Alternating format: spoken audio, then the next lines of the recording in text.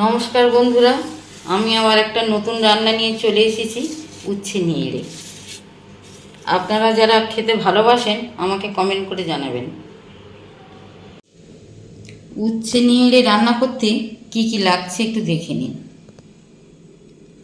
নিয়েড়ে মাছ 300 গ্রাম, আলু 200, উচ্ছে 200, পেঁয়াজ 2টো কুচিয়ে নিয়েছি, লঙ্কা স্বাদ মতো, আদা বাটা অল্প আর রসুন বাটাও অল্প। রান্নাটা হচ্ছে আমার সর্ষে তেলে, কালো জিরে ফোড়ন দিয়েছি। এবার আলুটা একটু ভেজে নেব। প্রথমে আলুটা নুন হলুদ দিয়ে ভেজে নিয়েছি, আর উচ্ছেটা আমি সেদ্ধ করে রেখেছিলাম, সেই উচ্ছেটাও আলুর সঙ্গে ভেজে নিচ্ছি।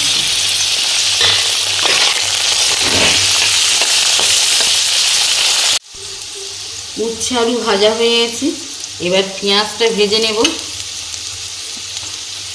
পেঁয়াজ দিলাম, তেজপাতা দিলাম, লঙ্কাটা পরে দেব, আদা রসুনটাও দিয়ে দিচ্ছি। এই আদাটা দিয়ে দিলাম, আদা বাটা, এই রসুন বাটাটা দিয়ে দিলাম। এবার একটু এটা ভেজে নেব।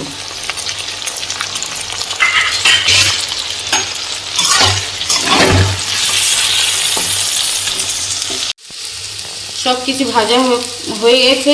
এবার মাছটা হলুদ মাখিয়ে রেখেছিলাম, মাছটা দিয়ে দিচ্ছি। মাছেতে তো জল উঠবে, একটু আস্তে আস্তে এটা জলটা শুকনো করতে হবে না।